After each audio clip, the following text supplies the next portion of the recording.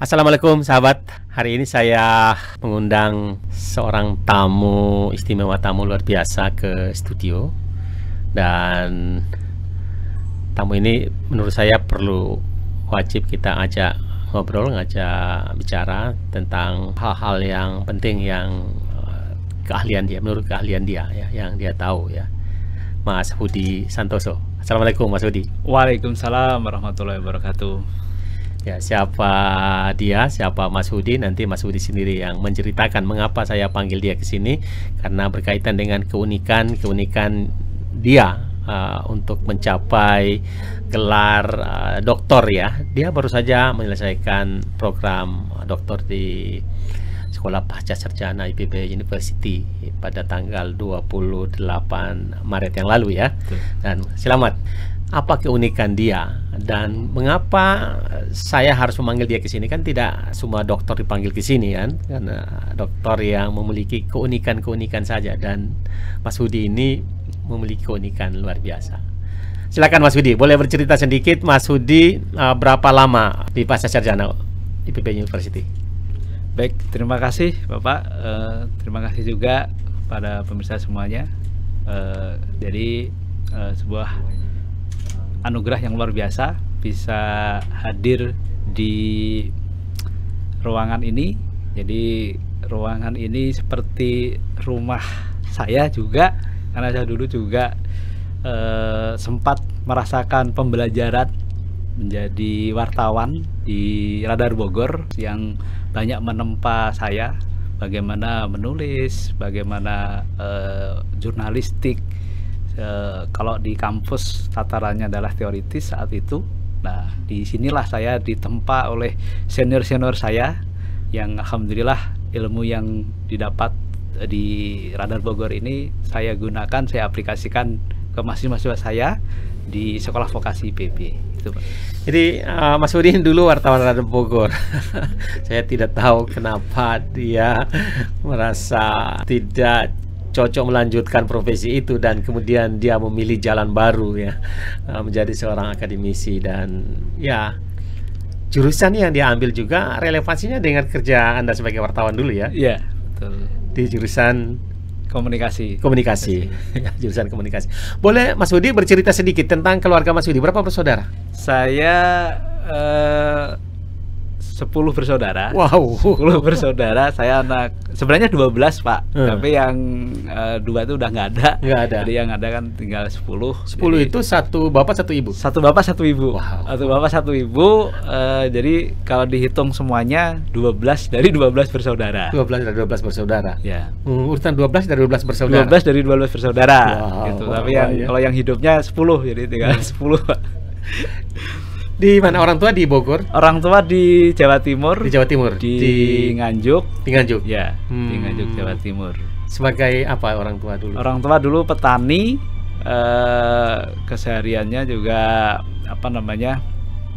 bekerja sebagai petani, ya ngurus sawah gitu Pak. Sebelum jadi wartawan dulu, jadi cerita dulu flashback dulu Pak ya. Iya. Jadi awal mula dulu ke Bogor, memang cita-citanya kan dulu pengen jadi tentara Pak. Wah, pengen jadi tentara. Terus daftar sana kemari, selalu gagal di tinggi badan. Jadi baru tes awal tinggi badan itu sudah nggak masuk gitu. Wah ini nggak bisa begini terus nih, ibaratnya harus berpikir gimana caranya nih, apakah kita harus memaksakan diri untuk mengejar cita-cita itu. Karena cita-cita yang jadi tentara, tapi ibu itu sebenarnya menginginkan saya untuk jadi dokter kesehatan, pokoknya bekerja di bidang kesehatan. Tapi saya ikuti kemauan ibu itu. Daftar waktu tahun 97 waktu itu Pak. 97 daftar di Fakultas Kedokteran di UNER, juga daftar di Brawijaya. Jadi memang ada yang lucu dulu pas saat daftar tuh. Jadi ditanya sama petugasnya itu, Mas, boleh kesini dulu nggak gitu. Jadi kalau untuk daftar kedokteran itu rata-rata NEM-nya 45 gitu. Sementara saya NEM-nya 41 gitu kan. Ya nggak apa-apa, saya ingin coba juga gitu. Apakah nasib saya memang ada di situ gitu, ataukah memang jalannya beda gitu. saat itu. Cuman ya selain itu saya ingin menyenangkan hati orang tua saya lah intinya. Jadi meskipun NEM 41 tetap mendaftar karena ada harapan orang tua. Harapan orang tua. Siapa Jadi tahu doa orang tua iya, gitu, Pak. Ya, jadi ya ini juga sebetulnya untuk menyenangkan hati orang tua, terutama ibu ya. Luar biasa ya. Kalau dilihat kemampuan sebenarnya nggak mampu. Saya sadar diri sebenarnya saat itu. Wah, ini kalau ilmu biologi yang dasarnya biologinya harus kuat, ya sepertinya kok kayaknya nggak mampu. Tapi ya biar orang tua senang, saya ikuti dulu kemauan orang tua seperti apa gitu, Pak. Nah, setelah itu daftar ABC semuanya udah pokoknya gagal semuanya. Terus saya ke Bogor, kebetulan ikut kakak saya yang anggota kepolisian di Polres Bogor. Terus ya setahun 2 tahun lama-lama mikir kan pingin seperti apa, pingin mandiri gitu. Terus akhirnya bekerja jadi satpam, Pak. Security. Jadi security di mana? Di pembangunan proyek Fakultas Kedokteran Hewan. IPB saat itu. Jadi IPB dulu sedang membangun gedung Fakultas Kedokteran Hewan dan Fakultas Pertanian. Tahun 98 lah kalau nggak salah ya. Security di proyek itu? Security di proyek awalnya. Jadi security di proyek tahun saya masuk kalau saya 98 akhir pas peristiwa Jakarta, Pak. Jakarta itu tahun 98, terus itu sampai berlanjut sampai saya tingkat 2.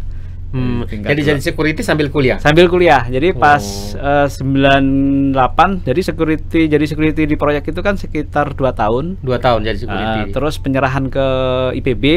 Nah, itu ditawarkan mau lanjut jadi satpamnya IPB, saya ikuti. Cuman posisi saya sudah mahasiswa. Karena juga dulu terinspirasi melihat mahasiswa yang hilir mudik, pengerjaan tugas. Jadi security gitu. Merangkap mahasiswa merangkap security. Ya, jadi kebetulan juga teman-teman di security memberikan dispensasi. Jadi silahkan masuknya malam saja gitu. Jadi saya pagi sampai sore kuliah praktikum. Terus malamnya saya kerja gitu, Pak. Jadi sambil mengerjakan tugas. Akhirnya jadi security di IPB. Itu sampai bertahan tingkat 2. Tingkat 2 karena harus kalau di diploma waktu itu lah ya. Itu kan tugasnya lumayan besar, banyak dan berat gitu. Terus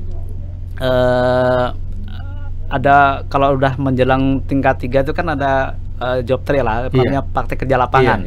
Jadi memang harus memutuskan saya, apakah saya harus lanjut studi, apakah saya harus mulai satpam. Makanya saya mengundurkan diri dari security.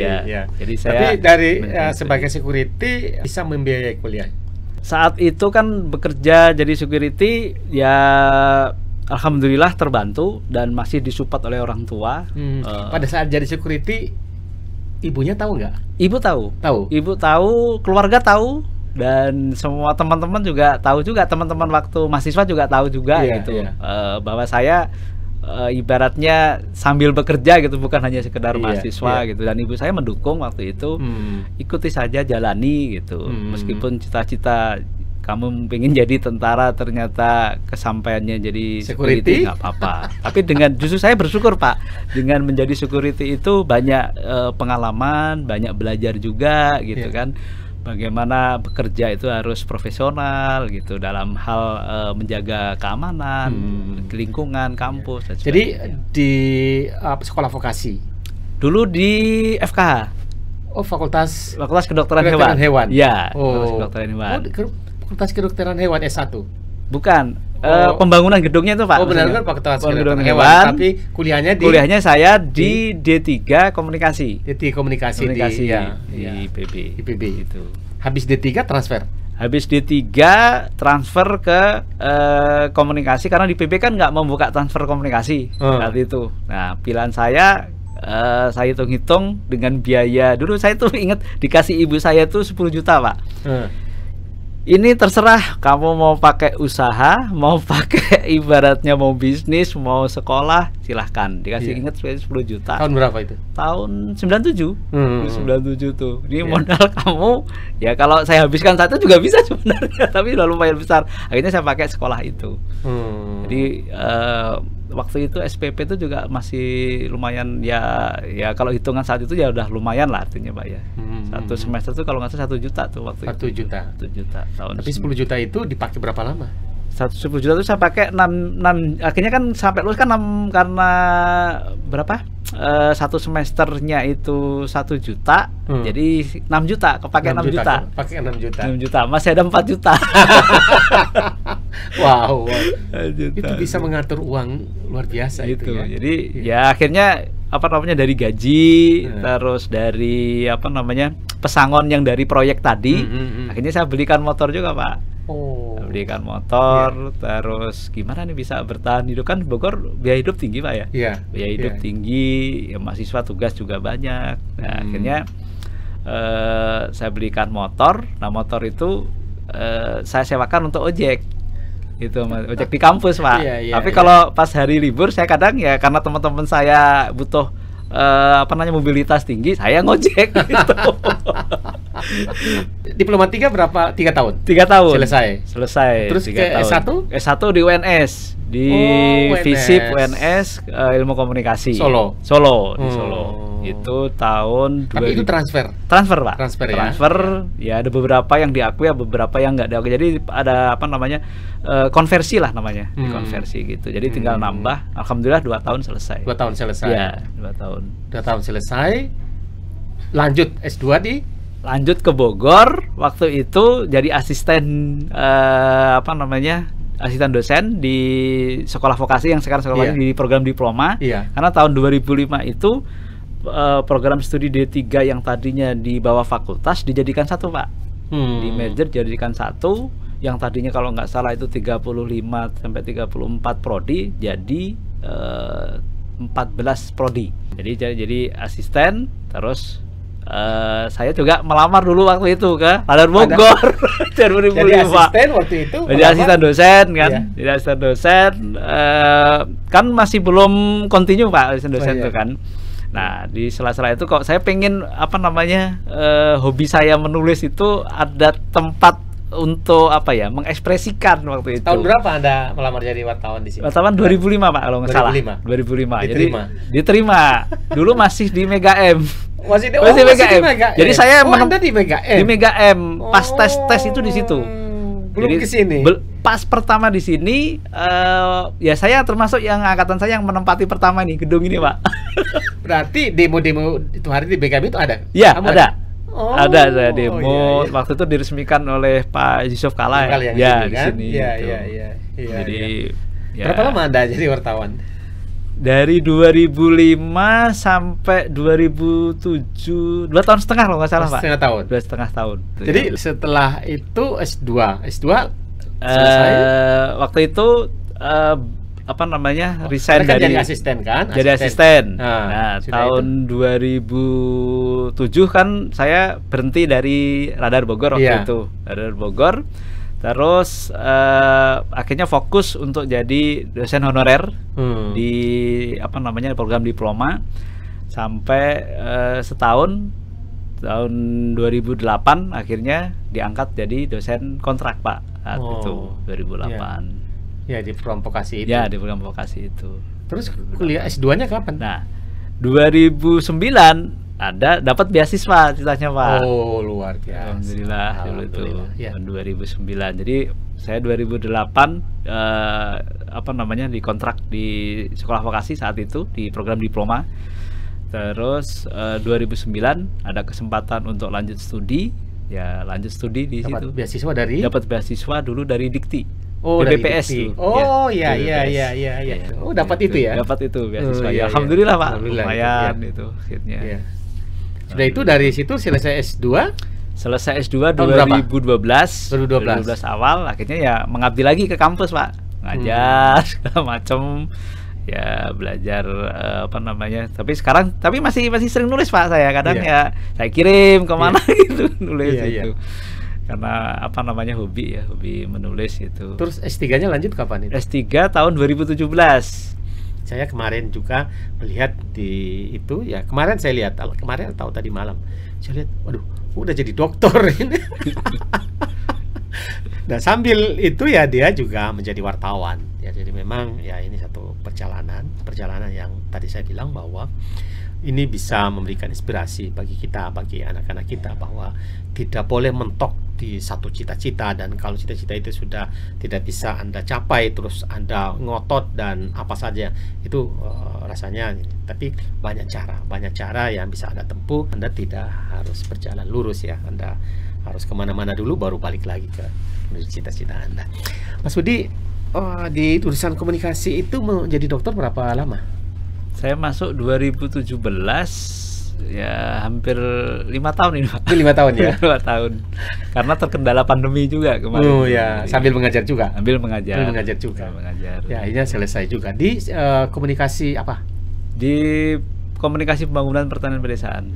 Komunikasi pembangunan pertanian dan pedesaan. KMP ya ini sebutnya. Apa? Kenapa ambil itu? Karena pertama background saya kan dari komunikasi gitu kan. Terus S1 saya juga komunikasi, dan tempat mengajar saya di program studinya komunikasi. Ya saya harus mengembangkan ilmu komunikasi dan menerapkan juga dan memberikan bimbingan kepada mahasiswa di komunikasi. Menurut Mas Budi, komunikasi pertanian pedesaan itu sejauh ini seperti apa? Kalau pandangan saya, karena banyak permasalahan-permasalahan, terutama bukan hanya pertanian, Pak ya, permasalahan itu bisa dalam arti luas ya, maksudnya terkait dengan pedesaan, ya itu kan sebenarnya akar masalahnya itu adalah bagaimana mengkomunikasikan gitu. Contoh misalkan terkait dengan riset saya, penelitian saya tentang pariwisata ya. Jadi permasalahan yang terjadi di pengelola desa wisata, kepala desa, terus dengan pihak BUMDes, terus dengan pihak Pemda, pihak Pemprov, itu kan aspek komunikasinya aja, Pak. Pokdarwisnya ada, kelompok sadar wisata, tapi bagaimana sadar komunikasi, sadar koordinasi, nah ini yang belum terrealisasi kalau menurut saya, Pak. Itu jadi satu pekerjaan besar gitu ya. Sahabat, ya sebetulnya saya mengajak Anda lebih melihat perjalanan hidup Mas Budi ya, itu yang lebih penting, karena masalah seperti ini juga mungkin sering Anda temui, sering Anda rasakan. Ya, dari studio ini saya melaporkan.